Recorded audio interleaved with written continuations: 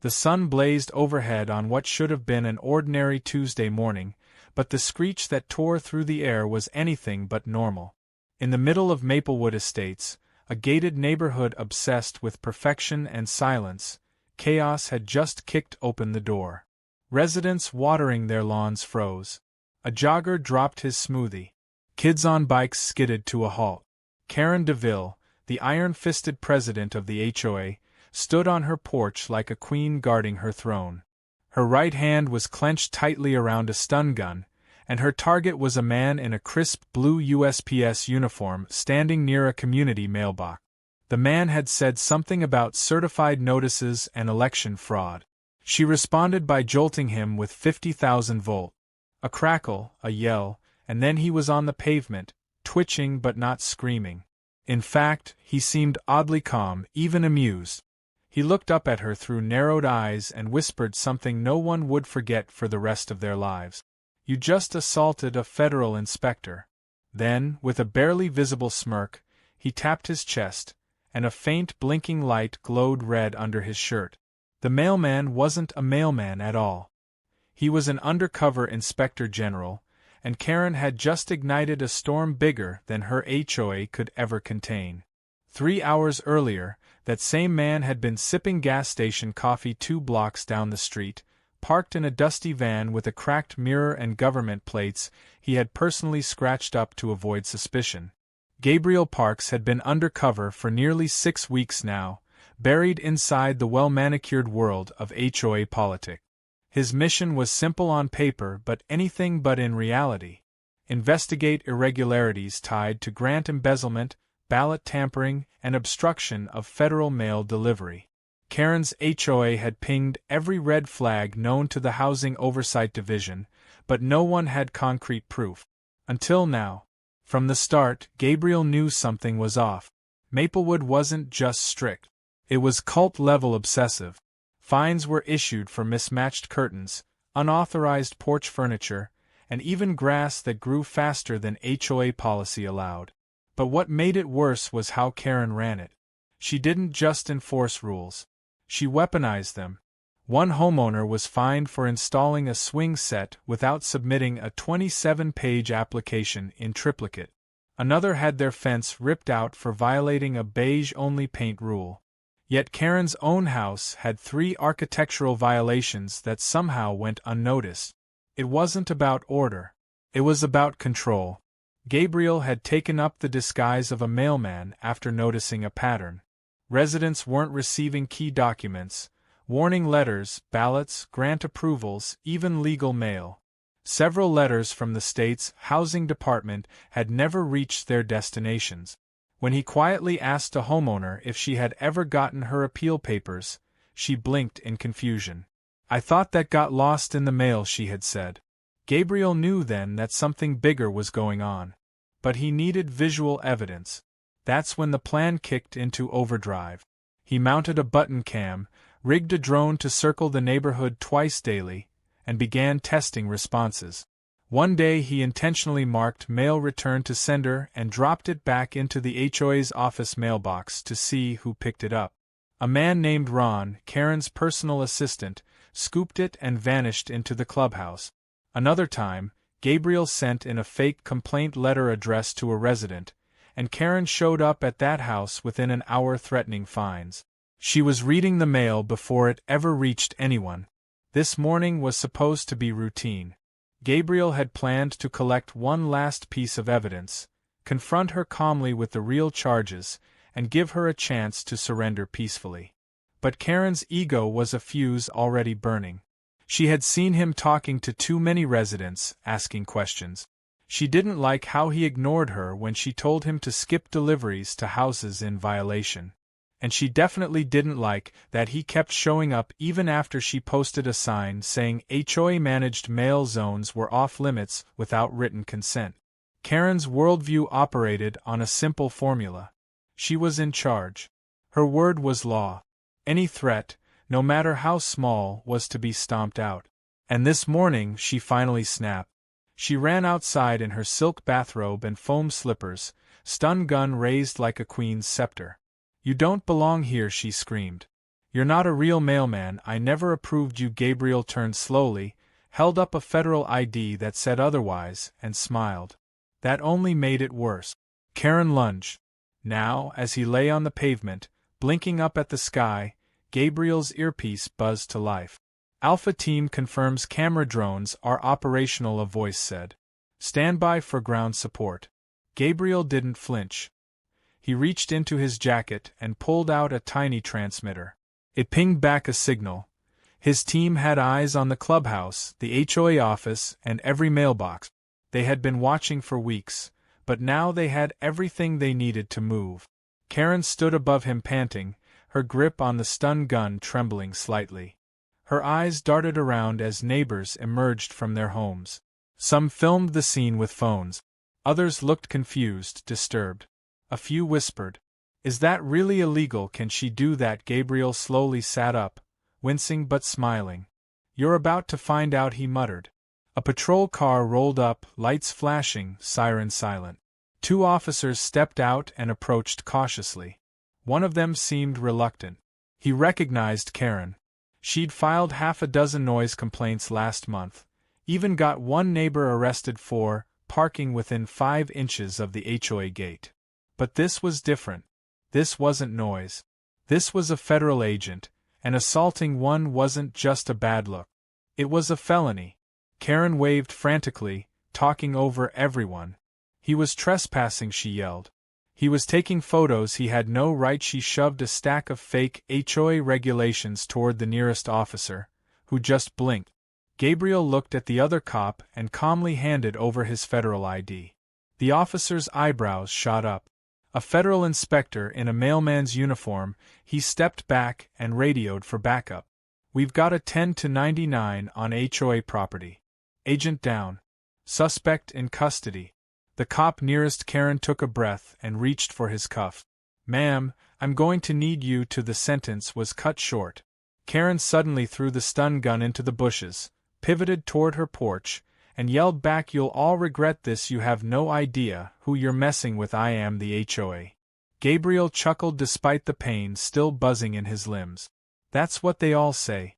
Then he stood up, dusted off his sleeves, and looked toward the sky as the first drone zipped overhead, catching everything. From here on out, this wasn't just about community mailboxes or petty fines. This was about fraud, power abuse, and a woman who just turned a neighborhood into her private kingdom, and who now had no clue that kingdom was about to collapse from the inside out. The chaos from the stun gun incident hadn't even fully settled before Karen was back inside her house, pacing like a general who had just survived a coup. She hadn't expected the man in the mailman uniform to fight back, let alone reveal he was a federal agent. That tiny badge and calm demeanor had completely unnerved her.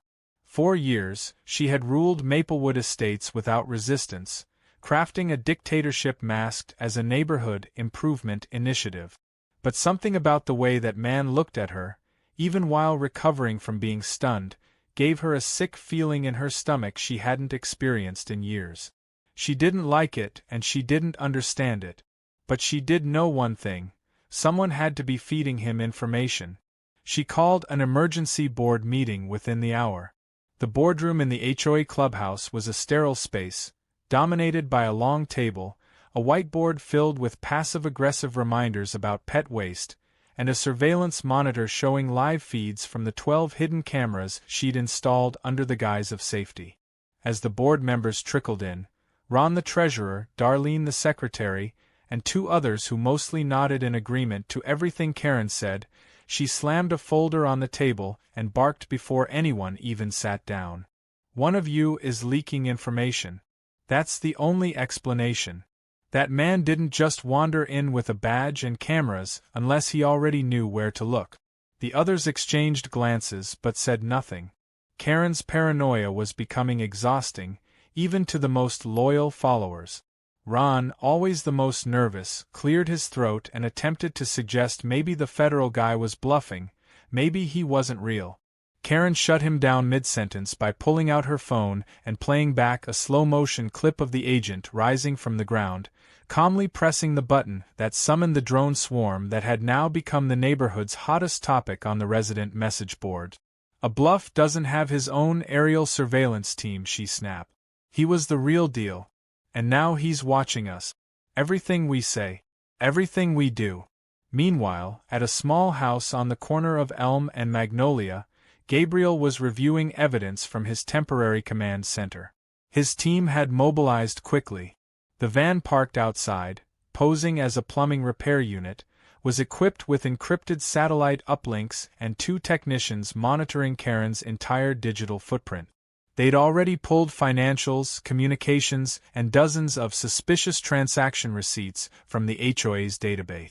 Karen's name was on everything, from overpriced consulting fees to luxury product purchases billed under vague categories like aesthetic enhancements and community enrichment. Gabriel took a slow breath as he scanned one entry in particular: a $23,000 reimbursement for resident compliance equipment filed shortly before the purchase of the very stun gun that had zapped him. Another entry detailed a bulk order of locks and chains labeled under maintenance upgrades. And yet, when one resident requested help replacing a mailbox damaged in a storm, Karen claimed the HOA was low on funds and denied the request. He called in a quiet, late-night interview with one of the homeowners who had reached out anonymously weeks ago. The man, older, a retired school principal, explained in hushed tones how Karen had turned the HOA into something closer to a regime. Residents who questioned decisions found their mail delayed or missing. Others suddenly faced mysterious code violations that required expensive fixes. Gabriel asked about the mailbox delays. The man nodded gravely. People stopped getting notices about meetings and elections. Then one day I walked past the clubhouse and saw Karen shredding something. She looked up, slammed the door shut, and the cameras went dead. After that, I stopped asking questions.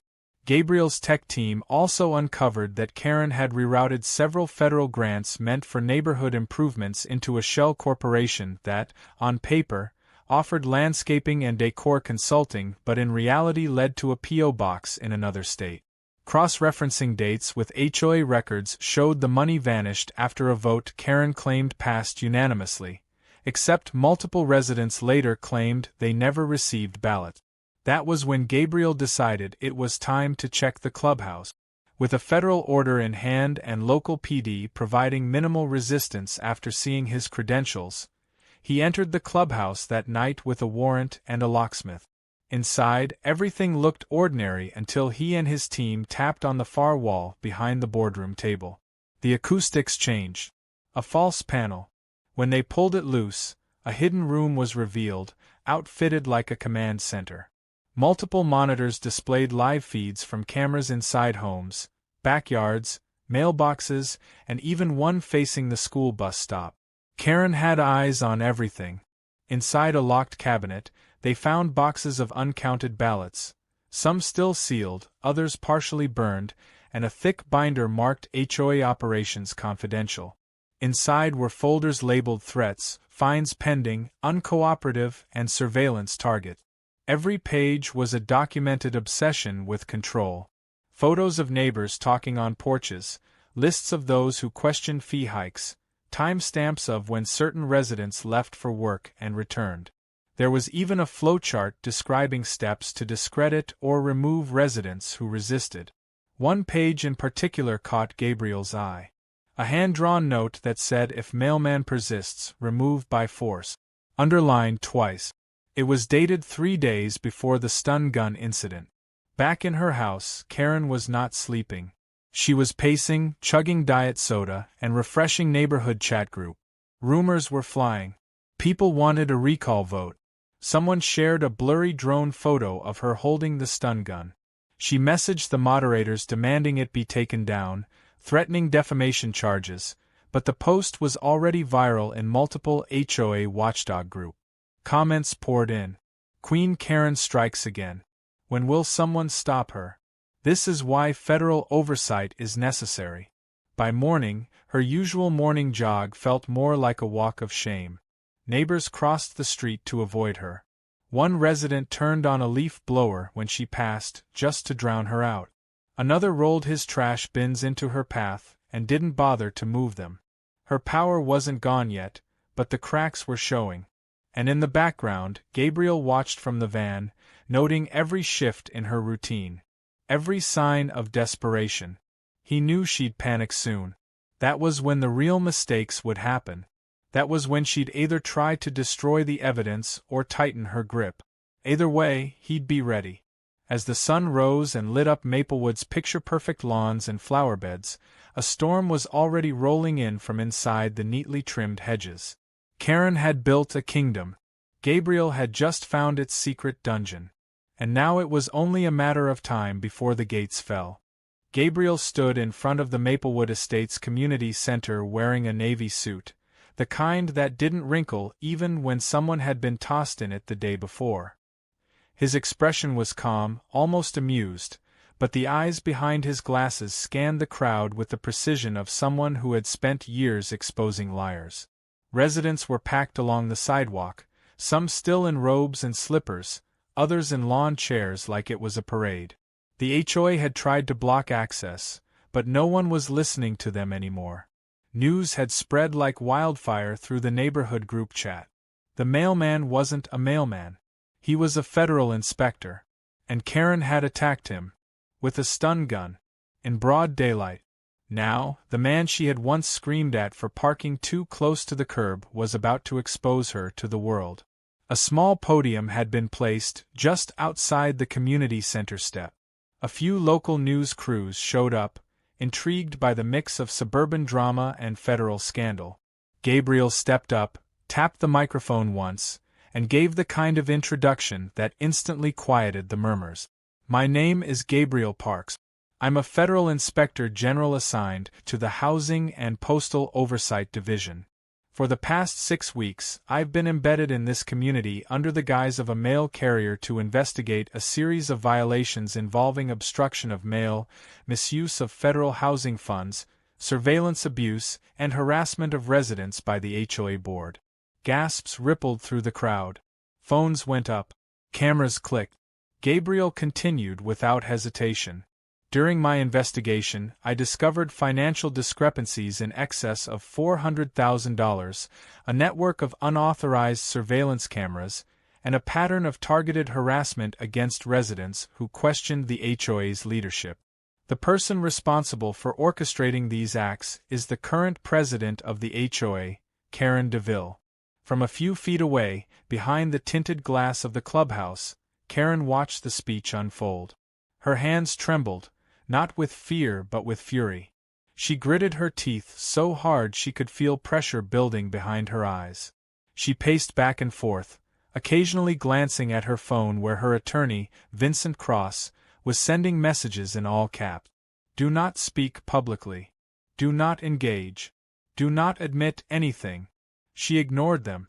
She wasn't about to let her name be dragged through the mud by some federal actor with a superiority complex and a staged press conference. Meanwhile, outside, Gabriel dropped the real bombshell. "I am now releasing footage gathered over the course of this operation. The first video will show Mrs. DeVille intercepting and reading resident mail without consent. The second includes a hidden recording of a board meeting in which she discusses plans to discredit residents who oppose her authority. And the third, well, you've probably already seen it. It's the footage of her using a stun gun on a federal agent." A large monitor flickered to life next to the podium. The first video showed Karen rifling through a neighbor's mailbox with surgical confidence, pulling out a manila envelope and snapping a photo before sliding it back in. The second video featured audio from inside a closed-door meeting where Karen declared, "If anyone sends in another complaint to the state board, they'll find their sprinkler systems mysteriously failing and their sheds mysteriously gone." The room went quiet as the videos played. Even Karen's former supporters, those who once believed in her vision of neighborhood perfection, stared at the screen with a mix of horror and embarrassment. Karen stepped out of the clubhouse, dressed in a blazer, hair pulled tight, expression icy. Her lawyer, a thin man in a charcoal suit, followed behind her like a reluctant shadow.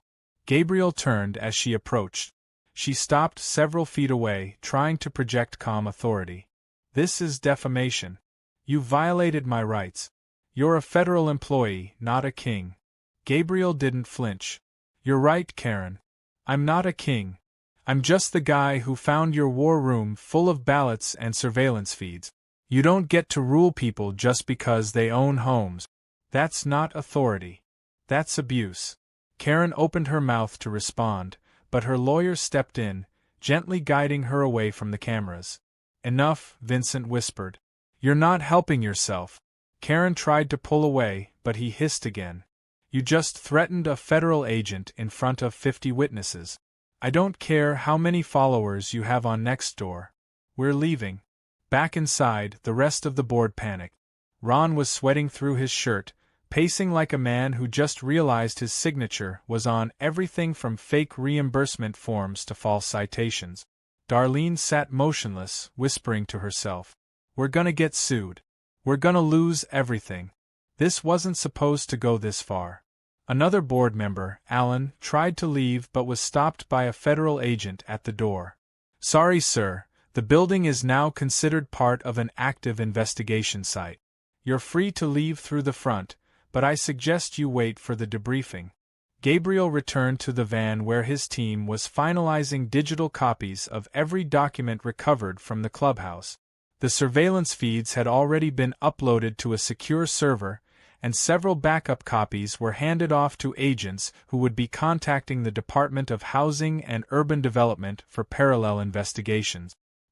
He stared at a screen showing the HOA's financial ledger. Every entry painted a clearer picture. Karen wasn't just greedy. She was methodical. And up until yesterday, she thought she was untouchable. But things were unraveling quickly. The HOA's emergency funds were frozen. The community center was under federal lock, and residents were now gathering in groups on sidewalks, talking openly for the first time in years without fear of HOA retaliation. One man even wheeled out a barbecue grill and offered free hot dogs, joking that they were finally free to socialize without a permit. But Karen wasn't done. That evening, she sent a mass message through the HOA email system. It was long, rambling, and laced with veiled threats. She claimed Gabriel was a fraud, that the investigation was politically motivated, that she was the victim of a smear campaign by residents who wanted to turn the neighborhood into a slum. She ended the email with a warning. Any resident who attends unauthorized gatherings or speaks to federal agents will be considered in violation of community bylaws. The message backfired. Dozens of residents replied, all with sarcastic responses, memes, and screenshots of the video footage Gabriel had released. One man wrote, "If this is a smear campaign, it's the most well-documented smear in history." Another posted a screenshot from the stun gun video captioned with, "Guess HOA stands for harassment on all." By nightfall, Karen's grasp on the neighborhood had all but vanished. Her personal assistant resigned by text, and the treasurer publicly apologized in a group chat before forwarding key documents to Gabriel's team. Darlene, the secretary, drove to the local police department and turned over a USB stick labeled HOA Secrets, claiming she couldn't sleep with it in her drawer anymore. The final act of the day came just past midnight when Karen tried to remotely disable the clubhouse security system using her phone. Gabriel's tech team had anticipated this and rerouted the signal. Instead of locking out agents, Karen triggered an alert that led to her devices being fully mirrored. Within seconds, her entire phone's contents were backed up into the federal case files. Every email, every text, every shady instruction to silence residents now belonged to the investigation. Gabriel looked at the digital map of the neighborhood and zoomed in on Karen's house. He didn't smile. He didn't celebrate. He just nodded once. They always think they're smarter than the system. But they forget the system is built by people like me. People who don't care about flowerbed violations or flag color code. People who care about justice. Karen had made her move. Tomorrow it would be his turn. The sun rose over Maplewood Estates with an eerie quietness, Not the peaceful kind but the thick silence that comes before a storm. Residents were waking up to a neighborhood in transition. The once feared HOA clubhouse was now swarming with agents in jackets labeled with acronyms no one had ever seen outside of TV shows.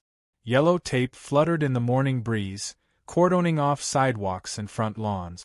The neighborhood that had once prided itself on symmetry and control was unraveling at the seams. Yet in the middle of all this, Karen DeVille sat in her kitchen, arms crossed, jaw clenched, a half-empty mug of cold tea forgotten on the table. Her phone kept buzzing, but she ignored it. The HOA group chats had turned against her. Her allies had gone silent. Even Ron, who once followed her orders like a trained dog, had disappeared from her call logs. She wasn't used to this kind of silence. It made her skin crawl. The night before, she had tried to regain control. After watching the neighborhood laugh at her email, she activated the master override on the community's smart locks, a feature she had secretly embedded in the infrastructure upgrade plan 2 years ago. It was supposed to give her access during emergencies, or at least that was the justification she used in the paperwork. What she really wanted was control. And for a few minutes she had it. Doors locked. Alarms beep. Residents panicked. But it didn't last. Within minutes, the lights flickered and power across the block went out. Karen thought her plan had worked until she realized she wasn't the only one with backdoor access to the system.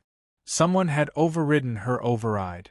Across the neighborhood, Raj Patel, a retired cybersecurity specialist and proud owner of a home Karen had fined 17 times in 1 year, sat calmly in front of a makeshift workstation in his garage. He sipped coffee from a mug that said "I void warranties" and watched code scroll down his monitor. It hadn't taken much effort to breach the HOA's firmware. Karen had used outdated protocols, likely because they were cheaper. What she hadn't expected was someone like Raj quietly monitoring everything she did since the day she fined him for having a bird feeder in his backyard. Raj tapped a final command and the doors unlocked. Every house buzzed back to life. The lights returned. The system reset. Then he sent one final message to the HOA system. "You are no longer in control." The neighborhood erupted with movement. Residents poured into the streets, furious and energized. Someone wheeled out a speaker system and started blasting music. Others formed impromptu committees on sidewalks, holding coffee mugs like protest signs. A father of 3 passed out donuts, saying, "No HOA means breakfast is back on the curb." Someone tied streamers to their mailbox, something Karen had once deemed a distraction to community cohesion. The mood shifted from fear to rebellion. And it wasn't just symbolic. Residents began gathering signatures for a formal dissolution of the HOA board. The same people who had once whispered their complaints were now shouting them in unison. Back at the clubhouse, Gabriel watched the footage unfold on his tablet. He had just finished interviewing a former board member, who broke down crying while explaining how Karen had coerced her into signing blank check. Gabriel offered her a bottle of water and quietly forwarded the testimony to the federal prosecutor's office. He could feel the momentum shifting.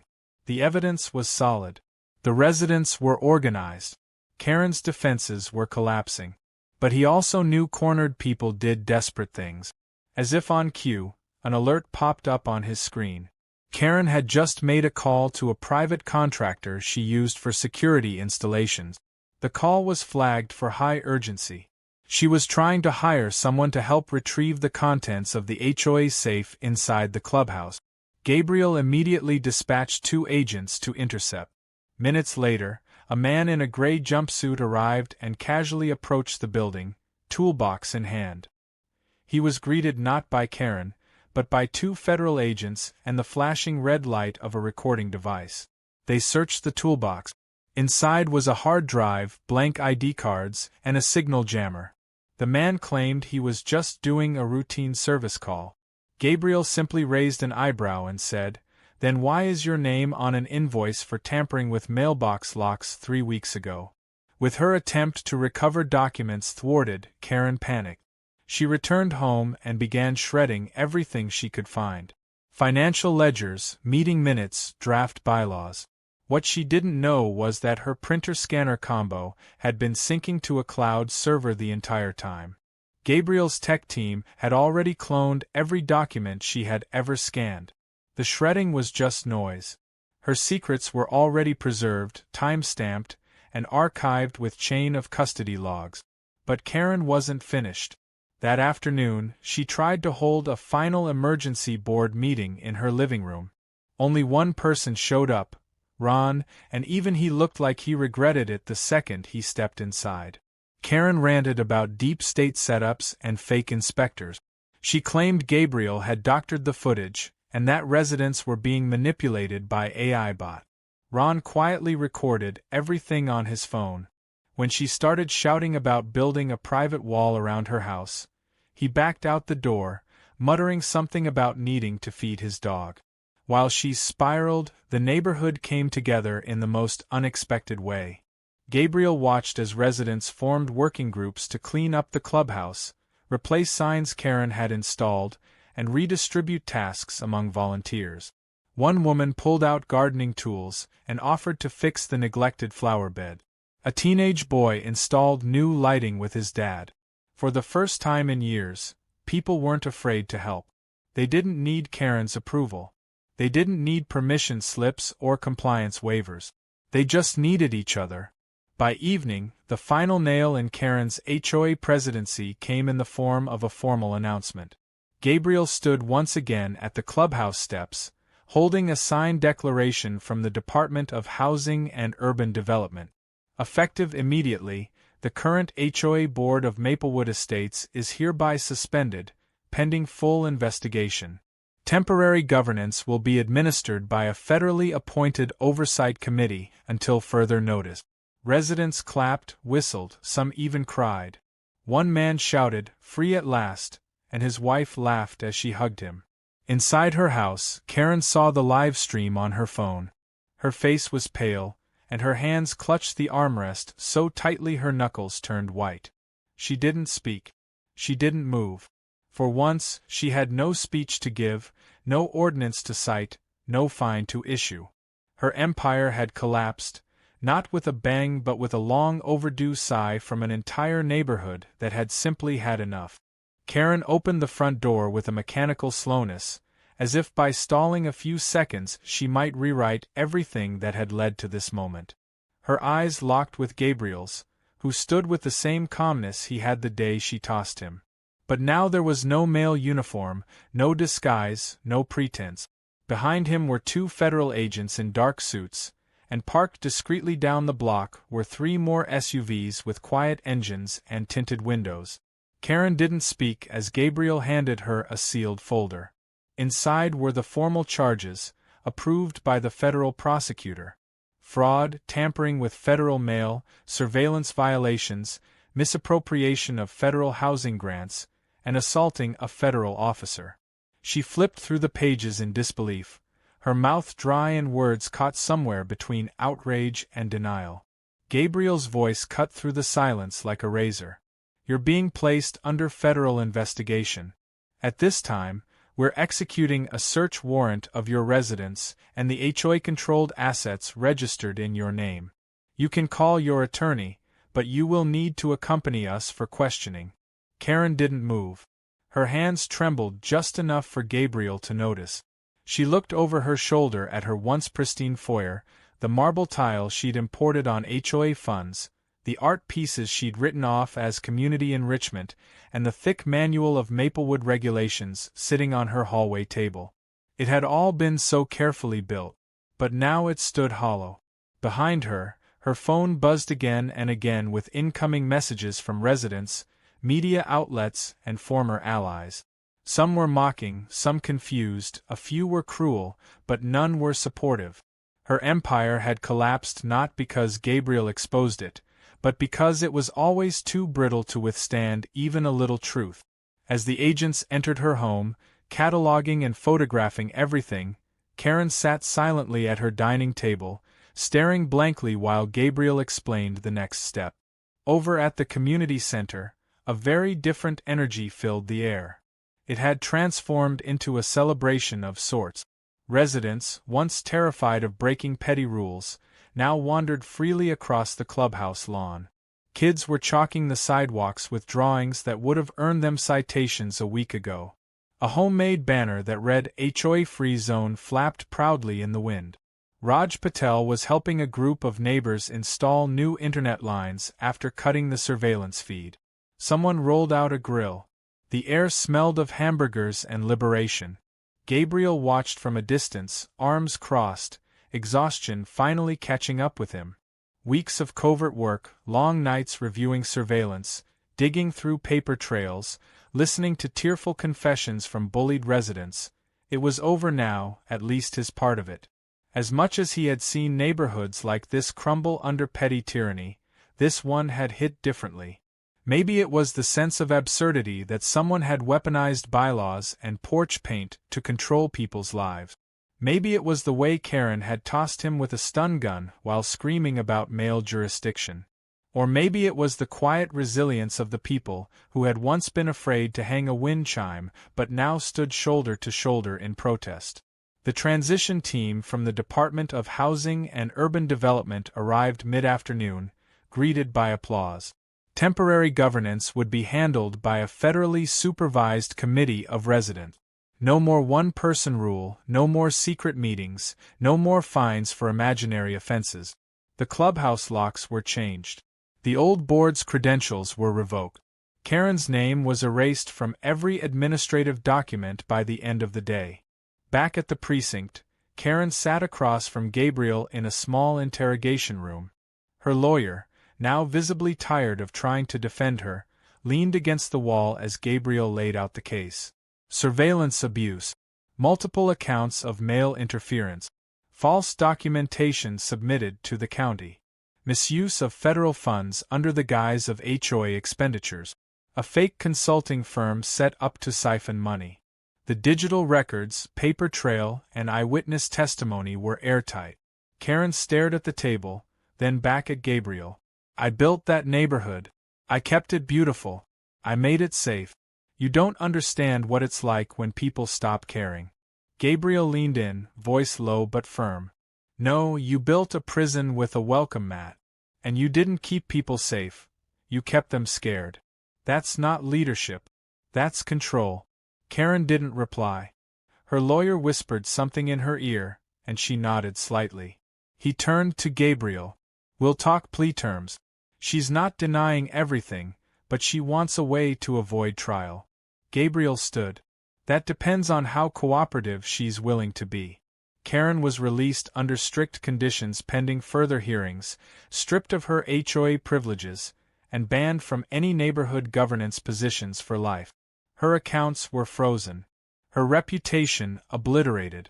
She returned home under house monitoring, finding her name trending online under hashtags like Queen Karen Down and Shock and Awe HOA.